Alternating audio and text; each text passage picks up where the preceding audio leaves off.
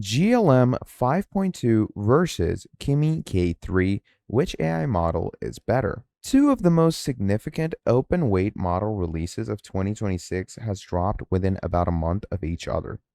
Jipu's AI GLM 5.2 that you can find on your browsers in the easiest, most accessible way. You can find it right here. And Moonshot's AI Kimi K3. Okay.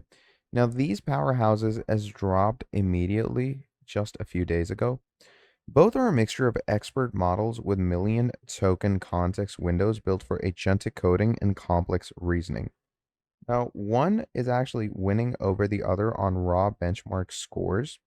Now, the other is going to win on price, speed, and being genuinely practically open for self hosting right now. In the next further coming minutes, you're going to understand exactly how they compare across every dimension that actually is going to matter. All right. Now, those are capability, speed, cost, openness, and the honest nuances of the benchmark comparison. So you can make the right decision and the right choices for your actual workload rather than just going with whichever headline number sounds better. Now, on the Artificial Analysis Intelligence Index, which is the AAII, a composite score across multiple capability evaluation was done. Now, Kimi K3 scores 57 and GLM scores 51. Now, that is a real independently measured gap in favor of K3 on broad general independent and broad general capability. And it's worth stating clearly before getting into the nuances because some of those nuances are real and important.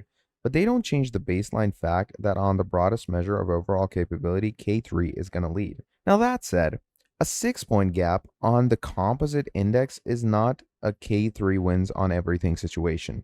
It's a K3 has meaningful edge on the overall composite situation, which is meaningfully different from model to model and benchmark to benchmark. Now, some of the most important practical comparisons between these two models tells a very different story from the headline index, and those comparisons matter enormously for making the right choice. Now, Kimi K3 is a 2.8 trillion total parameter mixture of expert model developed by Moonshot AI.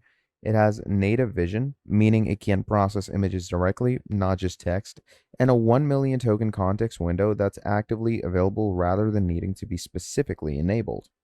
It launched on July 16th through Kimi.com, the Kimi apps, their API, and Open Router. Now, GLM is Jibu AI's coding focused flagship model at 753 billion total parameters, with roughly 40 billion of those parameters active per token, a much denser active to total ratio than K3. It has a 1 million token context window as well, though it requires opting into explicitly via a specific model identifier in the API. Now, its weights are totally published on Hugging Face and Model Scope under MIT license with no regional restrictions, and the parameter count difference, 2.8 trillion versus 75.3 billion, sounds enormous, and it is enormous in absolute terms, but in mixture of experts architecture, total parameter count is the least useful number on the spec sheet. Now, what matters for real-world performance and cost is how many parameters are active per token, because that's what actually drives actual compute cost and latency.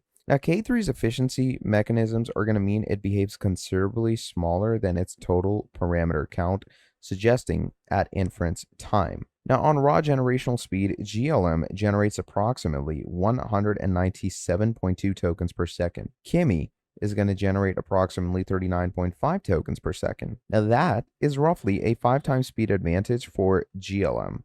Okay. In practical terms, a response that takes 1 second from GLM takes 5 seconds from K3. In a low latency application, in an interactive chat context, any workflow where response time directly affects the user's experience or developer iteration speed, this gap is not a marginal consideration, it's a fundamental operational difference. Now, time to first token, the delay before any output begins, also favors GLM significantly. 1.35 seconds average versus 4.23 seconds for K3. And for interactive use cases, that initial delay is part of what makes a model feel fast or sluggish to work on. Okay.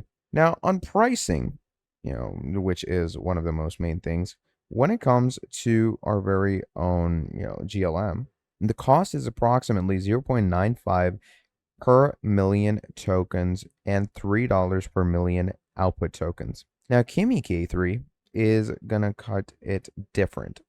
Kimi costs approximately $3 per million input tokens and $15 per million output tokens. Now, those numbers are going to make GLM roughly 3.2 times cheaper on input and 5 times cheaper on output. And on a blended basis, waiting for typical to input to output ratios, GLM 5.2 is going to run at approximately 4 times lower cost per token overall. Now, at production volume, when you're working with these two powerhouses, K3 is, very less cost approximate when it comes to, the actual details. Now, K3 leads on 10 out of 10 shared benchmarks across the two models, including Deep SWE, Frontier SWE, GPQA, Diamond, Humanities Last Exam, MCP Atlas Post, Train Bench, Program Bench, SWE Marathon, Terminal Bench 2.1, and Tulathlon. Now, across coding, agentic tasks, and general reasoning, K3's advantage on these independently measured benchmarks is consistent.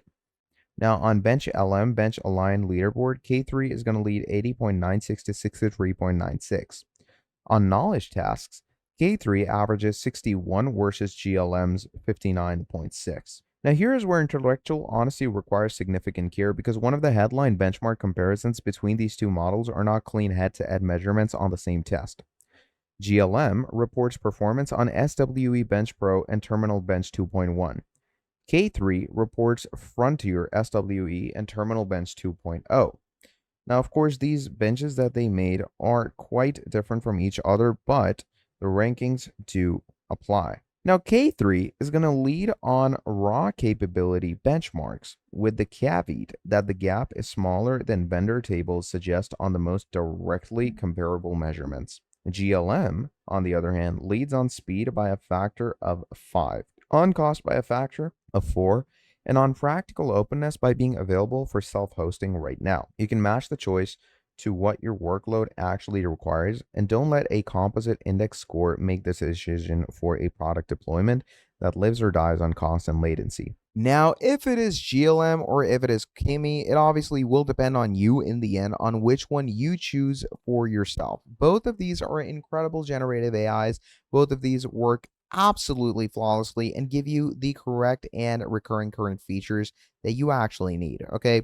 And they are amazing platforms to use amazingly and scourly, and I would definitely suggest you to get started into them and with them immediately and right away. So that is pretty much about it for this video. Now, if you enjoyed watching, please do make sure to drop down a like and subscribe to the channel.